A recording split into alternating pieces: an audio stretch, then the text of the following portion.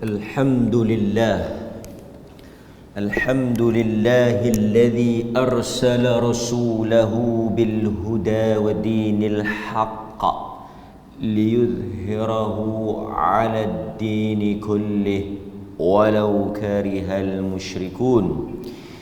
أشهد أن لا إله إلا الله وحده لا شريك له وأشهد أن محمدا عبده ورسوله. أما بعد،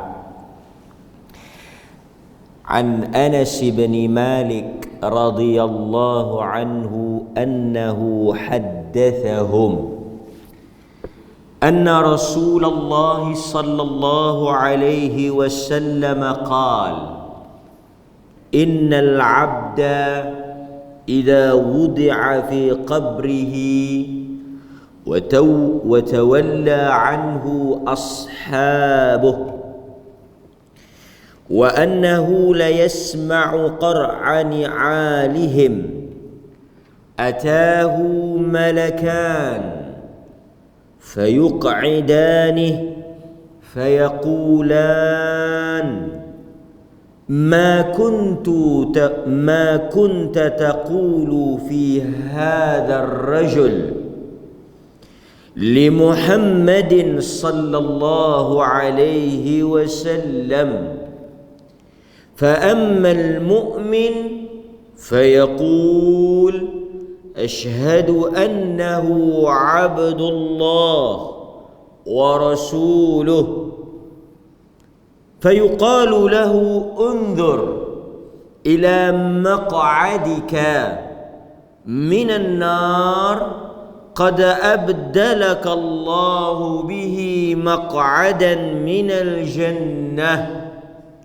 فيراهما جميعا.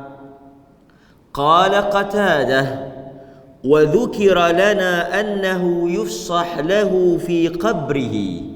ثم رجع إلى حديث أنس قال: وأما المنافق والكافر فيقال له: ما كنت تقول في هذا الرجل؟ فيقول: لا أدري، كنت أقول ما يقول الناس. فيقال: لا دريت ولا تليت. ويضرب بمطارق من حديد ضربة فيسيح صيحة يسمعها من تليه يسمعها من يليه غير الثقلين. Hadis yang diriwayatkan daripada Anas bin Malik di dalam Sahih Al-Bukhari. Hadis ni masih lagi berhubung dengan azab kubur. Kita tengok apakah terjemahan hadis ni. Daripada Anas bin Malik radhiyallahu an. Kita tahu Anas bin Malik khadam Rasulullah sallallahu alaihi wasallam. Dia daripada suku Al-Ansar, daripada Khadraj. Diserahkan oleh ibu dia Sulaim ketika masih lagi kecil untuk duduk dan membesar di bawah tarbiyah dan asuhan Nabi sallallahu alaihi wasallam.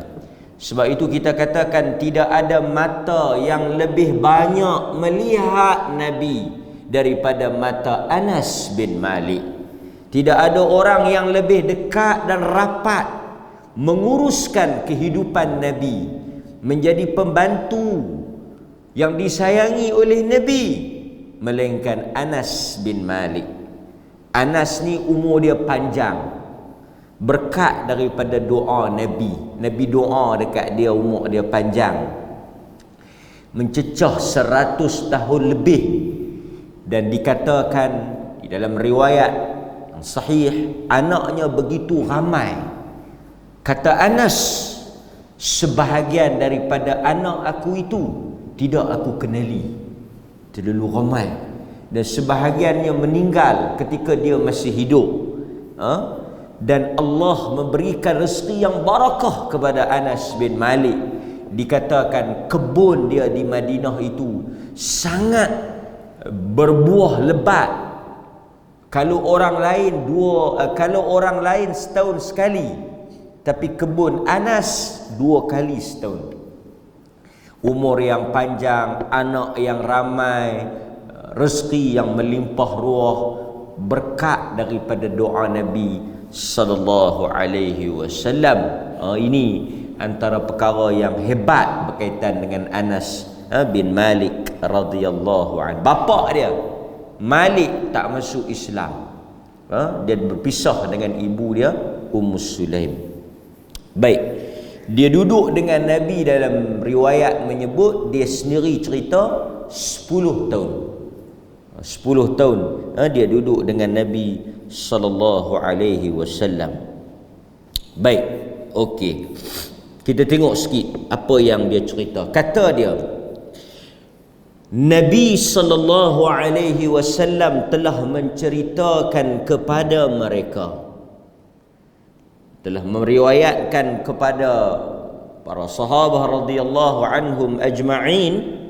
Kata Anas, innal abda, sesungguhnya seorang hamba apabila dia telah mati, telah meninggal dunia, idza wudi'a fi qabrihi, diletakkan di dalam kuburnya,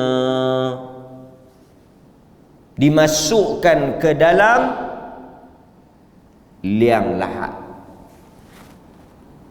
Lahat ni dia bentuk, kita duk sebut lahat kan. Lahat ni ialah bentuk kubur. Dia ada 2 jenis bentuk, satu lahat, satu lagi syaq. Lahat ni yang dikorek lubang di sebelah tepi, jadi dia berbentuk L. Kita korek kot tengah, kemudian kita korek kot tepi, dia jadi macam laci tu. Dia jadi macam tempat kita nak simpan tu, termasuk yang tu lahat. Kalau ikut hadis Nabi, dia macam prefer, suka lahat. Nabi kata lahat adalah untuk kami. Syaq adalah kita korek dia tengah. Kita korek lubang tu, dia punya lubang dalam tu di bahagian tengah. Syaq ni dia tengah. Cuma lahat ataupun syaq dia bergantung kepada struktur tanah. Kita tak mungkin boleh buat lahat di kawasan tanah yang macam Malaysia yang agak lembut ni. Kalau kita korek dia reban. So kita kebanyakannya guna syaq. Cuma tuan-tuan hadirin mukminin, di Malaysia kita agak terdedah dengan keranda. Kita banyak guna keranda ni. Faktor kita guna keranda ni ialah kerana keadaan sesetengah kubur itu yang berair. Itu kita guna keranda tu. Ataupun keadaan yang, keranda ni bukan benda yang wajib. Keranda ni bukan benda yang wajib. Maksudnya kalau kita tak letakkan jenazah di dalam keranda, ia tidak memberikan apa-apa kesan kepada si mati. Bahkan kadang-kadang kalau kos keranda tu agak tinggi, memadai dengan papan sekeping juga sudah memenuhi cara untuk kita nak. Kita kena minimize kan, sebab benda ni akan akhirnya hancur. Dia tidak ada manfaat. Bukanlah malaikat mari tengok, kayu elok ni, kan, bukan orang biasa-biasa ni kan. Tak. Soal dan jawab ia bergantung kepada amal. Ia tidak melihat kepada kain kafan kita, tidak melihat kepada kualiti keranda kita dan sebagainya kan. Sebab itu Nabi kata innal 'abd idza wudi'a fi qabrihi, apabila dimasukkan, diletakkan, kita tahu kan, dimasukkan daripada arah kaki. Ikut sunnah, bila kita nak masukkan mayat, kita masukkan daripada arah kaki, kepala dia dulu. Arah kaki, tapi kepala dia, bukan arah kaki suara kaki. Kan? Dan Nabi larang orang yang bersetubuh dengan isteri dia turun ke dalam lubang kubur. Ada riwayat yang sahih, Nabi tanya sahabat, siapa yang bersama dengan isteri dia jangan turun. Yang mana nak turun tu orang yang tak bersama. Wallahu ta'ala a'lam. Kita tak tahu ilah kenapa Nabi tak benarkan. Kemudian Nabi juga menganjurkan orang yang mengusung, orang yang menguruskan jenazah ni, dia berwudu. Manakala orang yang memandikan jenazah, dia balik mandi. Orang yang urus usung jenazah apa semua tu, dia balik pergi wudu. Manakala orang yang pergi memandikan jenazah, dia balik mandi. Mandi junub, mandi inilah, mandi wajib kan. Wallahu ta'ala a'lam. Tapi ada anjuran dia daripada Nabi sallallahu alaihi wasallam. Wallahu a'lam. Ada sebahagian orang dia kata bila dia pergi kubur, dia macam terkena badi.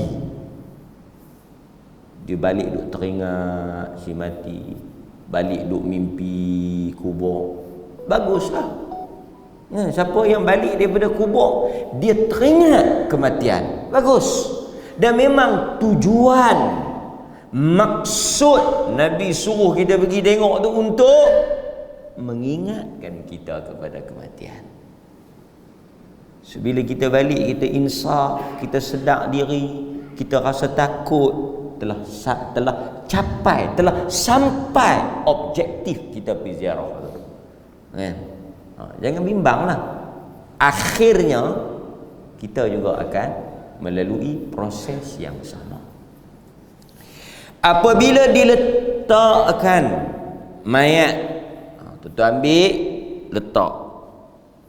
Masa nak letak tu, sunnah kita baca Bismillah wa ala millati Rasulillah, dengan nama Allah, di atas agama yang dibawa oleh Rasulullah. Dan kita letak, mengiring bagi dia menghadap kiblat lah. Akhirnya itulah kesudahan kita. Wa tawalla anhu ashabuhu, dan baliklah saudara-saudaranya. Wa tawalla yakni berpaling, balik, beredar, bersurai. Wa tawalla anhu ashabuh, maka beredar, bersurai, dan baliklah saudara-saudara, rakan-rakannya, semua balik. Kita akan bersendirian. Situ Nabi kata yutba'ul mayyita thalathah fayarji'u ithnani wa yabqa wahid. Nabi kata bersama, mengiringi, menemani keluar daripada rumah si mati itu 3 perkara. Balik, meninggalkannya 2, kekal menemaninya, membantunya 1. Yang balik dalam hadis ni kata apa? Ashabuh, adik-beradik dia, anak dia, keluarga dia, kawan dia, teman dia, saudara dia, semua balik. Seorang kita. Tuan-tuan, masa kita mari ke dunia juga kita bersendirian. Quran kata apa?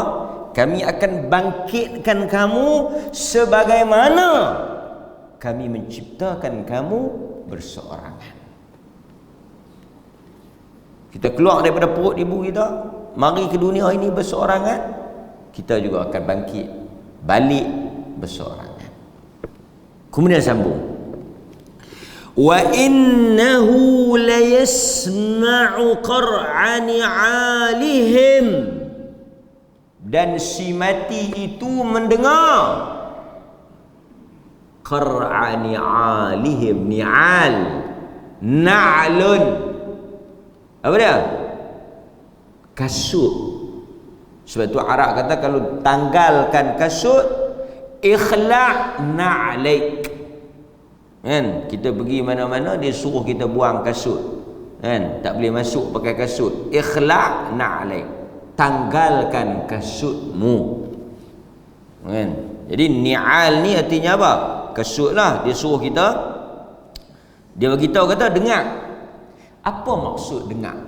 Dengar dalam arti kata, orang yang mati dia mengetahui apa yang berlaku. Takut kita boleh imagine orang tinggal kita balik, cuma kita tak boleh kata satu ke, oi tunggu weh. Kalau kita boleh kata pasal lagi awal daripada tuan. Hadis ini telah dijadikan hujjah oleh sebahagian ulama mengatakan bahawa orang yang mati boleh mendengar. Sebab itu bila kita pergi kuburan makbarah, kita bagi salam, mereka dengar. Assalamualaikum ahlad diyar. Mereka dengar, kita bagi salam. Mereka boleh mendengar. Orang mati ni boleh mendengar. Cuma dia tak ada manfaat lah. Sebab mereka tak boleh respon. Kita bagi doa, dia dengar, kita bagi salam. Cuma bolehkah kita jadikan dalil bila mereka dengar kita pergi minta hajat? Mereka tak boleh. Orang hidup, kita pergi minta tolong dengan dia boleh, pasal itu kemampuan dia, kudrah dia, dalam kebolehan dia. Kita pergi, dia beza tuan-tuan. Yang kita nak bagi clear antara minta tolong yang dibenarkan dengan minta tolong yang diharamkan tu mudah kan? Kita minta tolong di dalam kemampuan seseorang, itu dibenarkan. Kita minta tolong dalam luar daripada kemampuan seseorang, tak boleh, tak dibenarkan. Saya minta tolong dengan Tok Imam, Tok Imam tolong ambil nasi, itu dibenarkan. Sebab Tok Imam masih hidup dan dia mampu. Yang tak dibenarkan, kita pergi minta tolong kepada orang yang memang tak mampu nak menolong kita. Seperti orang yang sudah mati, dia tak boleh tolong. Hatta diri dia pun dia tak boleh tolong. Macam mana dia nak tolong kita? Sebab itu apabila Rasulullah SAW wafat, berlaku kemarau pada zaman Umar seperti yang diriwayatkan oleh Al-Bukhari. Mereka pergi minta tolong kepada Al-Abbas, bapa saudara Nabi. Pada zaman Umar, mereka kata dahulu ketika Nabi hidup, kami datang dan meminta pertolongan supaya dia mendoakan agar hujan turun. Kini Nabi sudah tiada, kami datang meminta pertolongan untuk engkau mendoakan kami. Pada zaman Umar berlakunya tahun yang disebut sebagai tahun kemarau. Mereka jumpa Al-Abbas sebab dia adalah saudara Nabi, Ahlul Bait, keluarga Nabi, kedudukan dia besar. Maka mereka jumpa dia, maka tidak pergi ke kubur Nabi SAW. Jelas akidah sahabat. Ini kita kena faham. Walaupun mereka mendengar, tapi mereka tak boleh membantu. Kemarin ada Sahib Samahah, Datuk Dr. Mufti, dia letak dalam status, mohon kita ramai-ramai tolong doa agar dipermudahkan urusan ibu beliau yang kritikal, dalam keadaan yang sakit.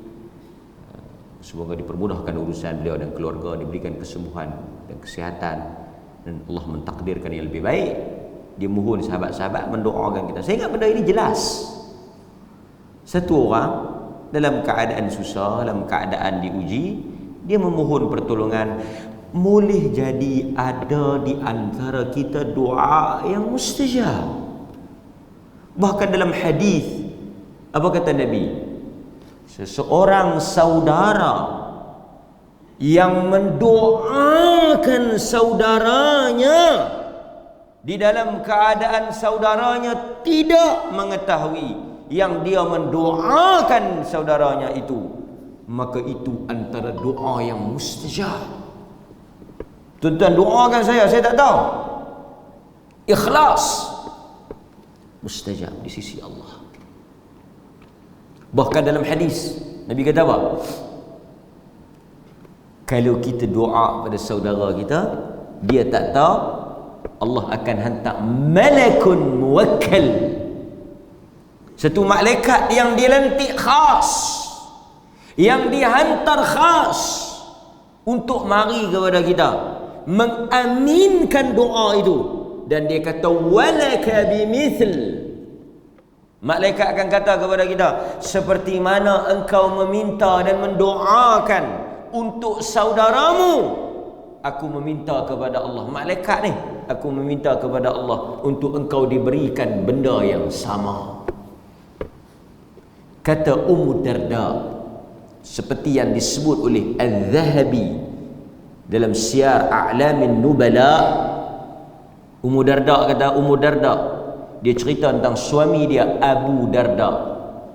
Dia kata Abu Darda ada ramai sahabat, berapa puluh tak tahu.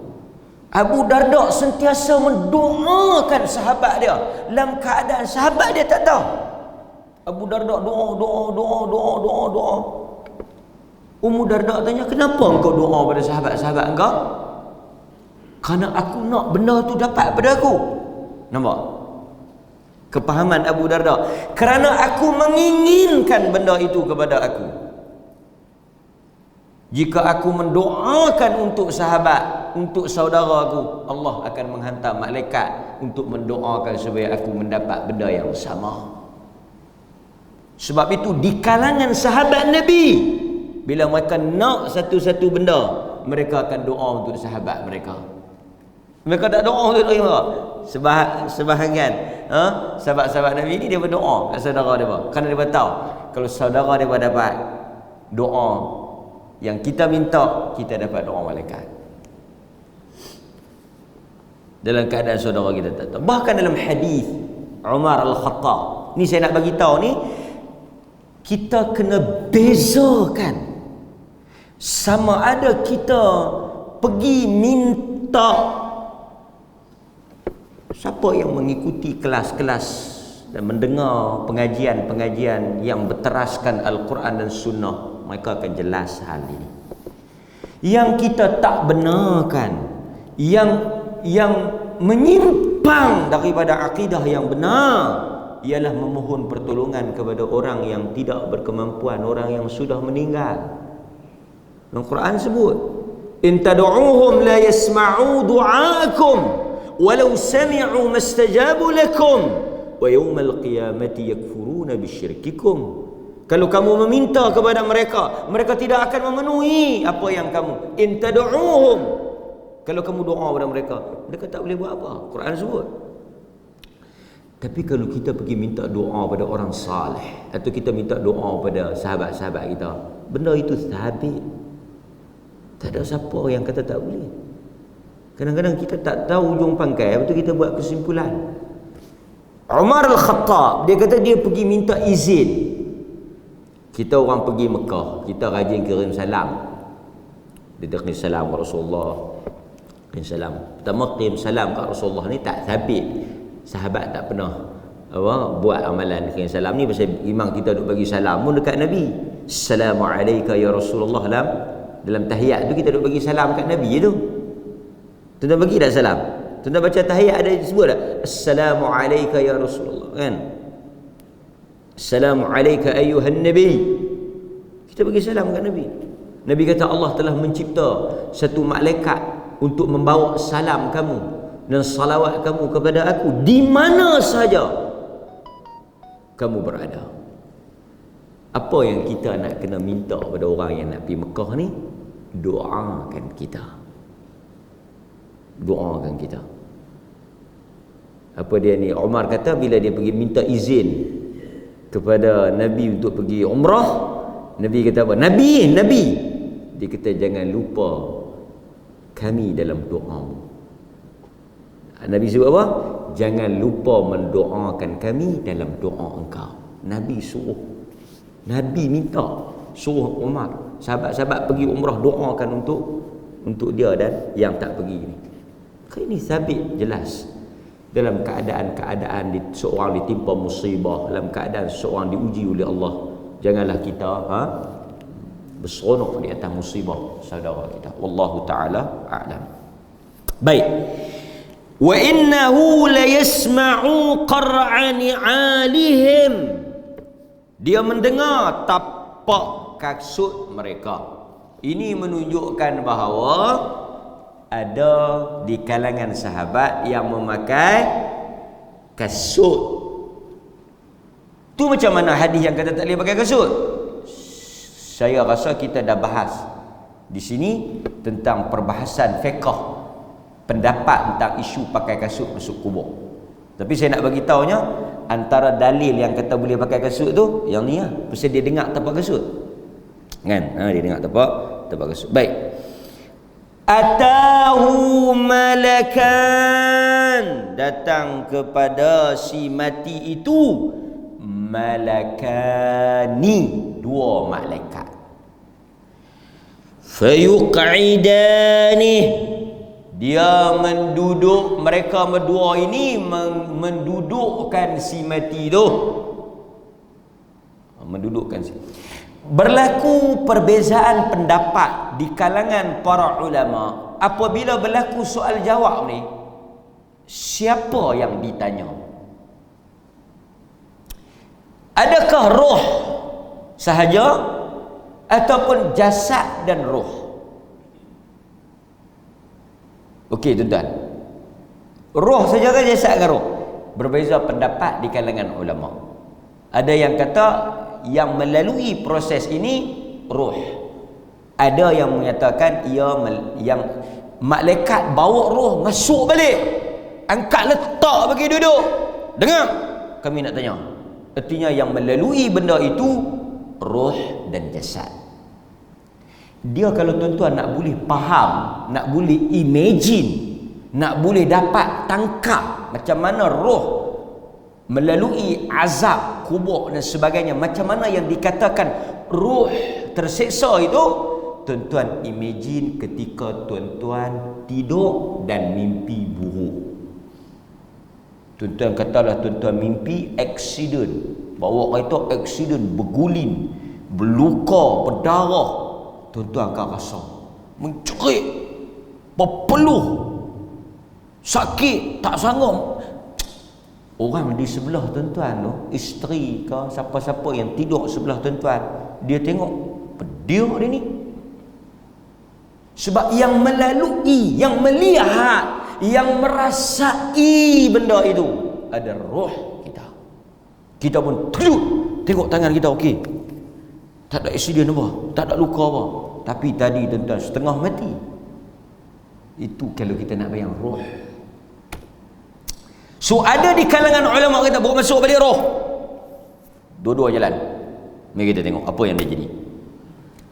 Fayaqulani, maka mereka berdua tadi bertanya kepada si mati, roh tadi ni yang baru meninggal tu. Terus mula, wallahu ta'ala a'lam, Allah lebih maha mengetahui.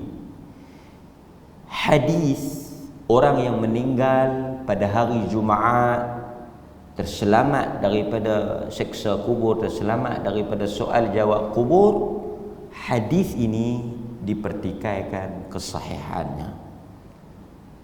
Di kalangan ahlul hadis, hadis mati hari Jumaat ni dianggap dhaif, lemah. Dan kita dalam bab-bab akidah ni beratlah kalau hadis-hadis lemah ni memang kita tak berhujah. kan? Jadi untuk menyatakan mati hari Jumaat ni baik, wallahu a'lam. Ada hadis, tapi hadis tu saya nak beritahu kat tuan-tuan tidak diperselisihi kedudukan dia. Sebahagian ulama hadis kata dhaif, lemah. Tapi tak apalah tuan-tuan, kalau boleh mati hari Jumaat, alhamdulillah. Kalau mati Isnin ke Selasa ke, pasal tuan-tuan dia macam ni. Mati hari apa ni bukan boleh pilih. Dia luak pada kawalan kita. Benda luak pada kawalan kita, Tuhan tak akan ambil apa-apa tindakan. Mati hari apa? Jumaat. Bagus Hang mati hari apa? Rabu. Pasal apa habis mati hari Rabu? Buat tak ikut dia mati hari Jumaat sama? Uish, mana boleh? Yang berada di bawah kawalan kita, yang kita tentukan amalan kita, yang Tuhan judge. Bukan hari kita mati. Allah Ta'ala. Tapi doa kita mudah-mudahan Jumaat ni Sayyidul Ayyam, hari yang besar, hari mulia. Okey ha? Kalau mati kan, kita tak kata apa lah, tapi kita nak beritahu akhirnya dia balik kepada amal. Okey. Ma kunta taqul fi hadha ar-rajul, apa yang engkau kata kepada lelaki ini, hadha ar-rajul. Dia dalam hadis ni, yang ni dia tak sebut yang Tuhan, yang agama tu, dia fokus kepada Nabi. Dalam hadis ni dia tanya Nabi. Jadi yang kita tahu dia 3 soalan kan, siapa Tuhan, siapa Rasul, apa agama kita. Yang tu dia panggil al-usul ats-tsalatsah, yang ada satu kitab tulis kan, 3 usul, 3 pokok tu dia ambil pada soalan tu lah. Buku tu dia tulis berdasarkan 3 soalan kubur tu. Mengenal Allah, mengenal Rasul, mengenal agama. Okey? Apa yang engkau katakan kepada lelaki ini, yakni kepada Nabi sallallahu alaihi wasallam. Tengok tuan-tuan, tulis jawapan ni, jangan lupa. Senang nak jawab. Saya tak payah pergi duk ajak lah mati esok. Kita alhamdulillah pagi ni dapat satu jawapan.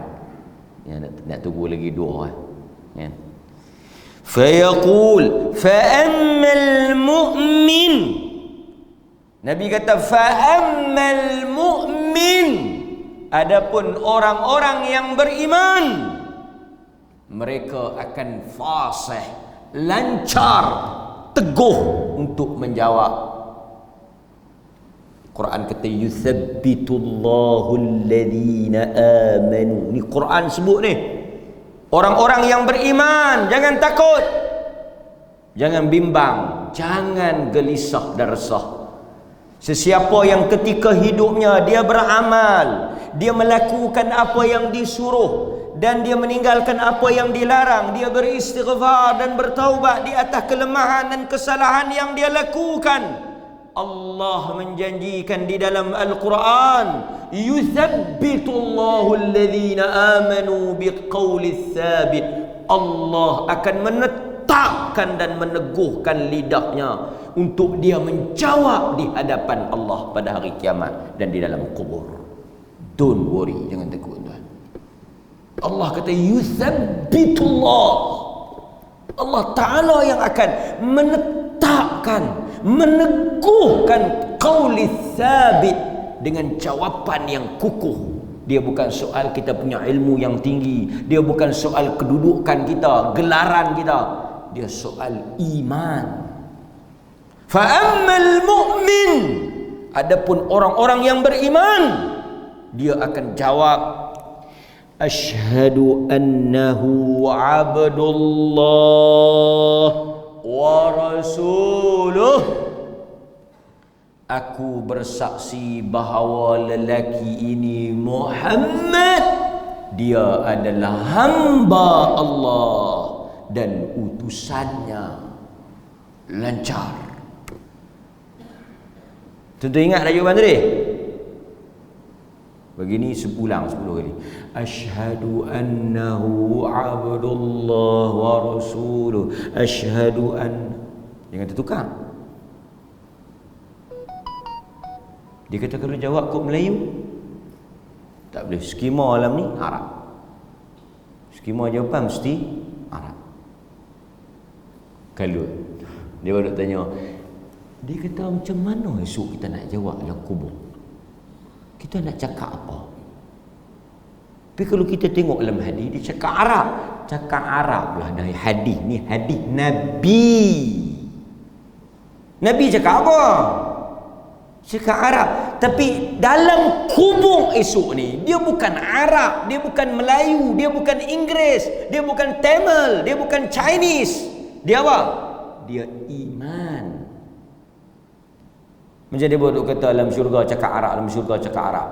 Tak ada hadis. Yang ada dalam Quran apa dia?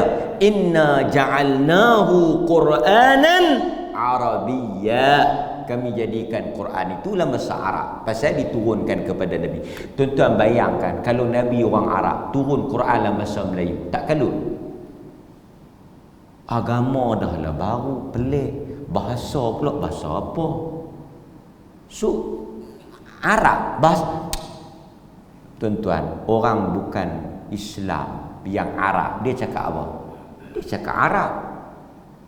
Mari kat kita orang Islam, orang bukan Islam Arab, dia kan cakap Arab.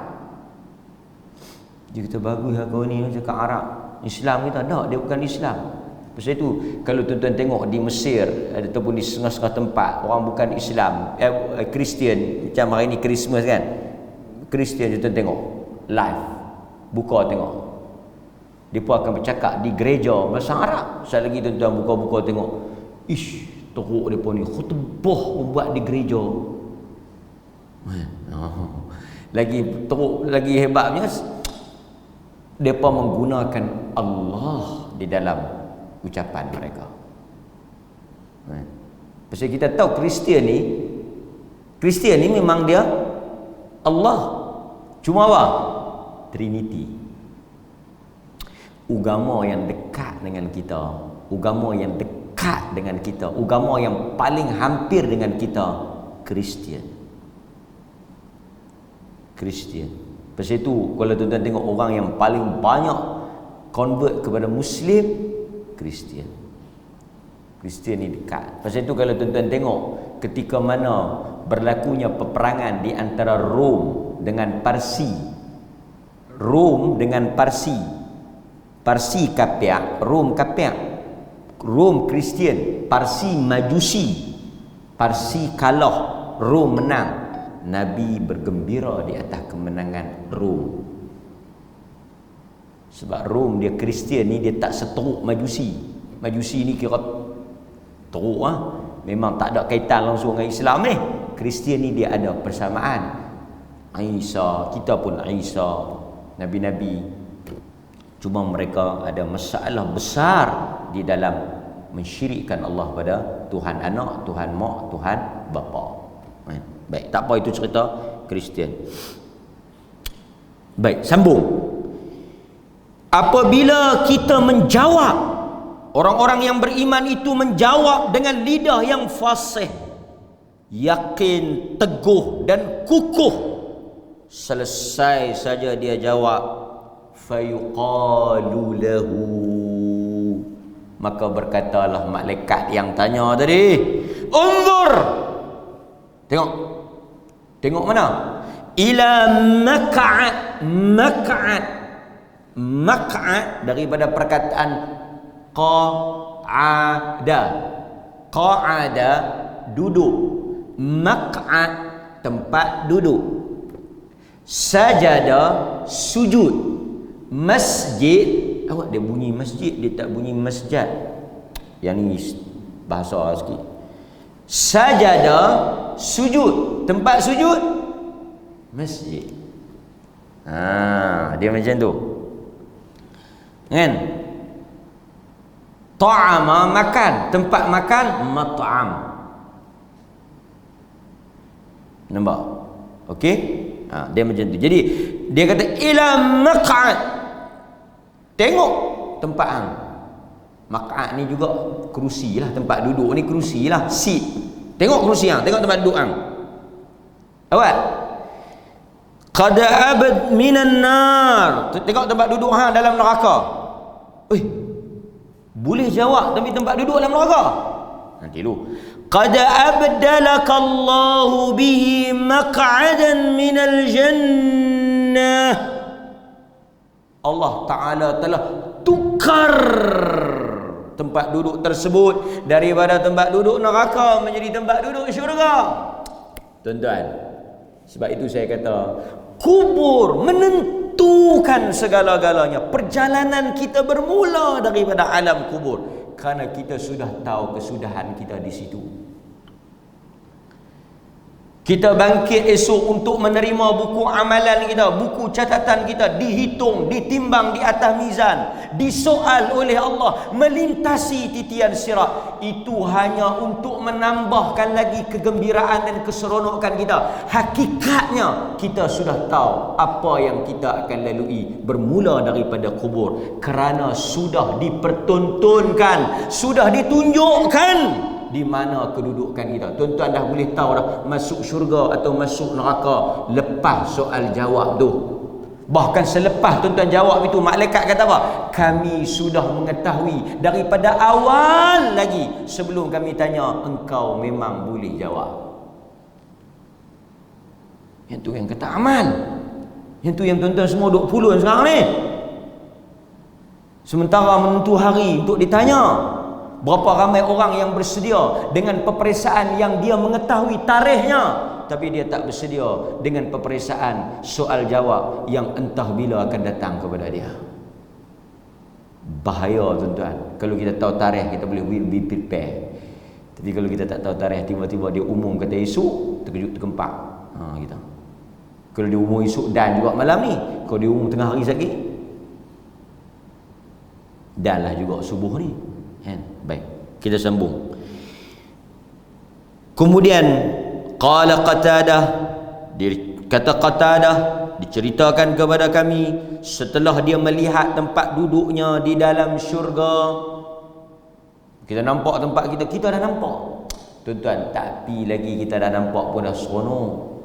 Tuan-tuan katalah tuan-tuan dapat pergi Mekah ataupun tuan-tuan dapat pergi tempat mana-mana lah kan. Tak pergi lagi tapi orang dah hantar gambar. Dia ni hotel hang nak duduk ni. Kawan kita dia pergi Mekah bulan 12. Kita nak pergi bulan 2. Kita pun habaq.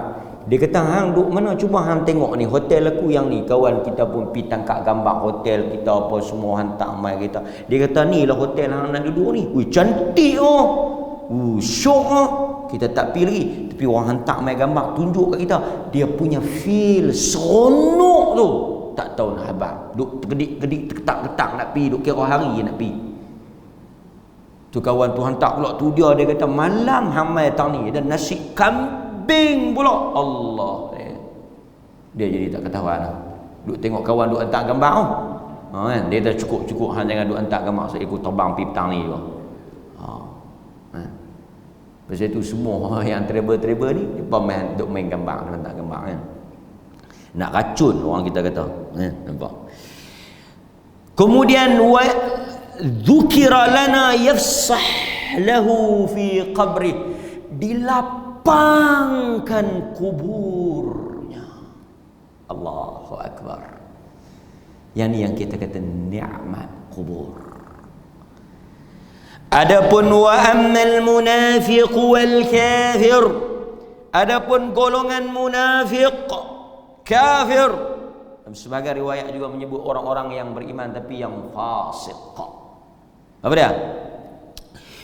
Ditanya kepada dia soalan yang sama, apa yang kau kata tentang lelaki ini? Tengok jawapan orang-orang yang tak beriman. Dia kata apa? La adri, aku tak tahu. La adri, aku tak tahu. Kuntu aqul ma yaqulun nas, aku ni macam orang duk cakap tu lah. Apa yang manusia duk kata, aku kata macam tu. Aku tak tahu. Betul ke dia tak tahu?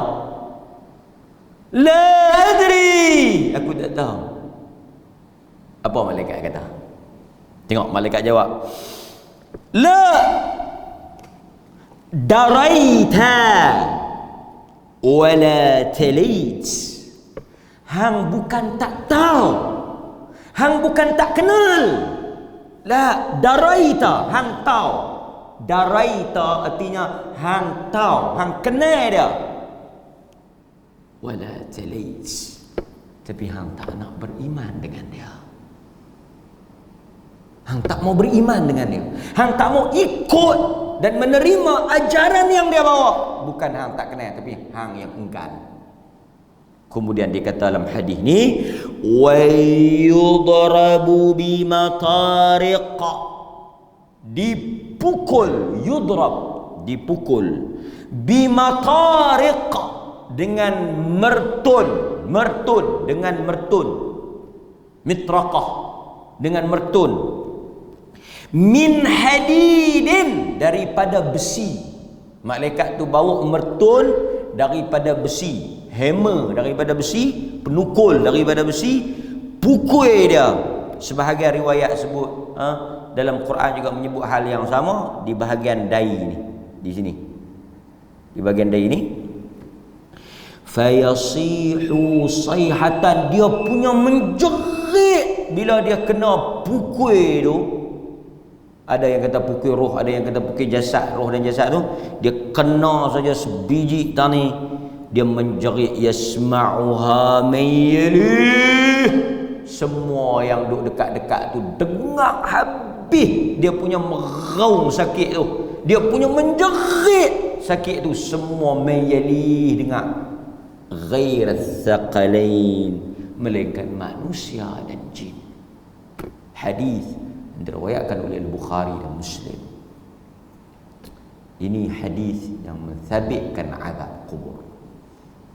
Soal jawab itu fitnah, nikmat itulah apa yang Allah berikan kepada kita. Tuan-tuan, ini keluar daripada mulut Nabi. Sebab itu dalam sebahagian riwayat kita baca dalam kitab kita yang lepas, yang habis tu, mereka minta kepada, setelah mereka jawab selesai tentang jawapan yang mereka ditanya, mereka minta kepada malaikat untuk balik kepada keluarga mereka menceritakan proses itu. Allahu Akbar. Nas'alullah al-afiyah. Kita memohon kepada Allah keselamatan. Nas'alullah salamah wal afiyah. Kita memohon kepada Allah keselamatan daripada kita melalui azab ni. Kan? Pasal itu Nabi tak tinggal. Allahumma inni a'udzubika min azabi jahannam wa min azabil qabr. Wassallallahu ala nabiyyina Muhammad wa ala alihi wa sahbihi wasallam. Walhamdulillahi rabbil alamin. Assalamualaikum warahmatullahi wabarakatuh.